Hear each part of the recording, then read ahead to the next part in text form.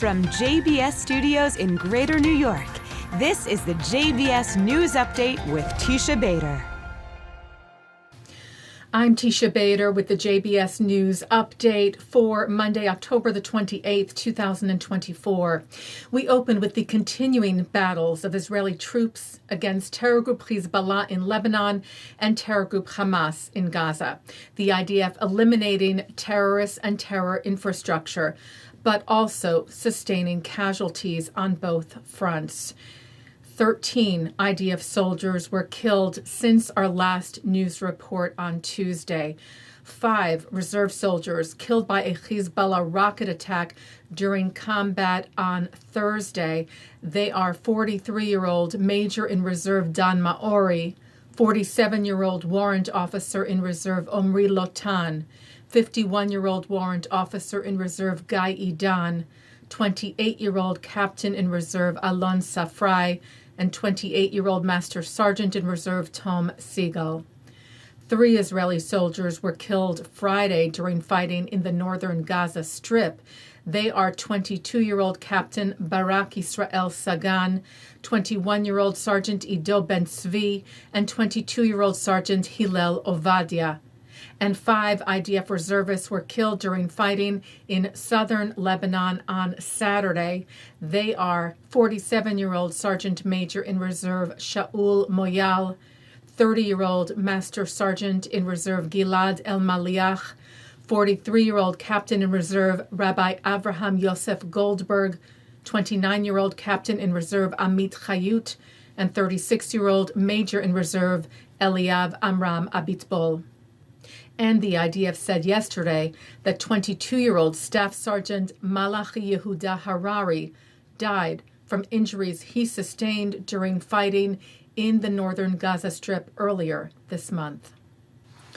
An Israeli man was killed and 32 others were wounded in what is believed to have been a terror attack near Herzliya yesterday, where a driver seemingly intentionally rammed his truck into people standing at a bus stop near an IDF base in central Israel, killing 72-year-old Betzalel Karmi, who was among a group of senior citizens getting off the bus ahead of a day trip to a nearby museum to mark the National Memorial Day for those killed in the October 7th Hamas massacre.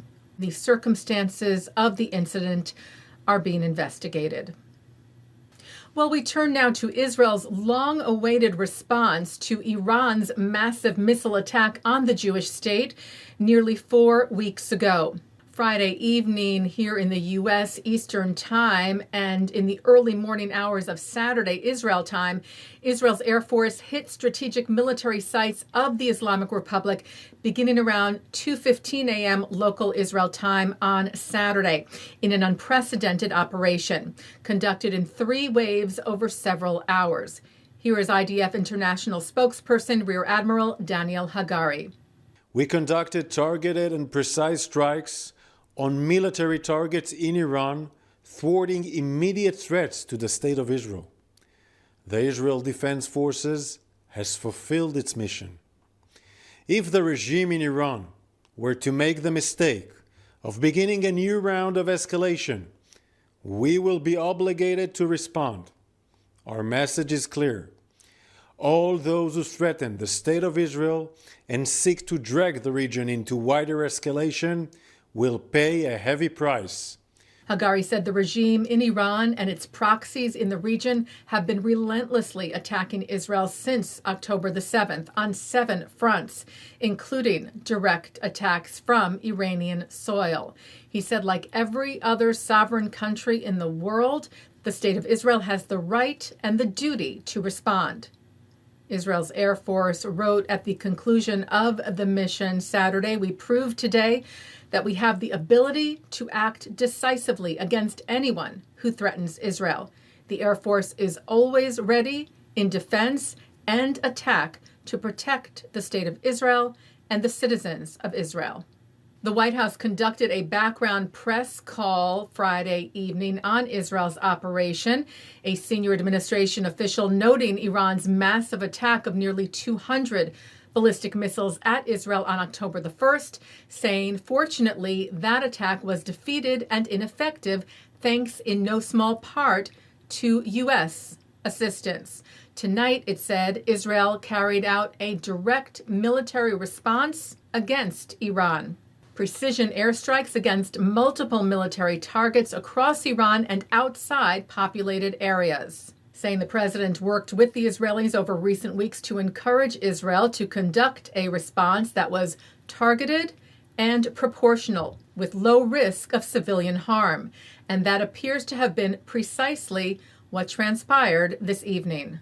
The official said President Biden and Vice President Harris have demonstrated clearly that we will always help defend Israel and secure its people and territory from Iran and its proxy terrorist groups. If Iran chooses to respond once again, we will be ready, and there will be consequences for Iran once again. However, we do not want to see that happen.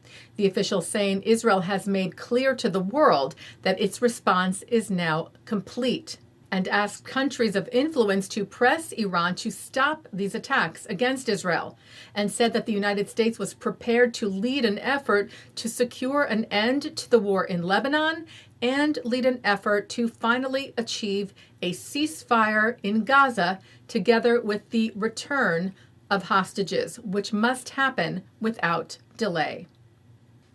Well, talks aimed at reaching a hostage deal have been held in Egypt and Qatar over the last few days. Israeli Prime Minister Benjamin Netanyahu had directed the head of Israel's intelligence agency, the Mossad, David Barnea, to go to Doha to advance a series of initiatives that are on the agenda. He said, the Times of Israel saying Barnea returned today after discussing with U.S. and Qatari counterparts a quote-unquote new unified proposal that combines previous proposals and also takes into account the main issues and recent developments in the region.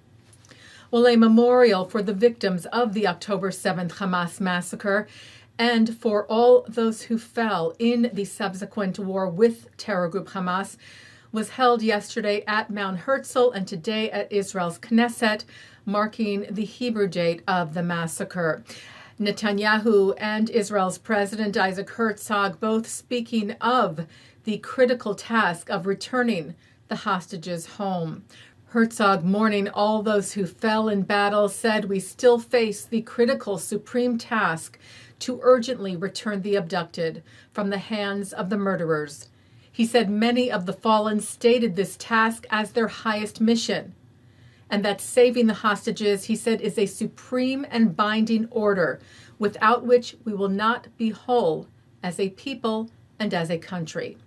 The 101 hostages still being held by terror group Hamas have now been captive for 388 days. Taking a look now at our programming for tonight on JBS for Monday, October the 28th. At 7 o'clock, Executive Chairman of the Mizrachi World Movement and father of fallen hostage IDF Captain Daniel Perez, Rabbi Doron Perez, discusses coping with loss and addresses the false equivalence between the IDF's defense efforts and Hamas's terrorist attacks. At 8 o'clock, Abigail Pogrebin is joined by author and Wall Street Journal editor Adam Kirsch to dissect quote-unquote settler colonialism, a concept that has become central to public debate, especially since October the 7th, and shaping the way many think about the history of the U.S., Israel, and identity. At 8:30, Eric Alterman discusses his book, We Are Not One, a history of America's fight over Israel. At 9, it's Jay Goldberg on L'chaim. At 10, it's Good Week Israel, which is also coming up next. At 10:30, an encore of the news. And that's the JBS News Update for Monday, October the 28th, 2024. I'm Teisha Bader. Am Yisrael Chai.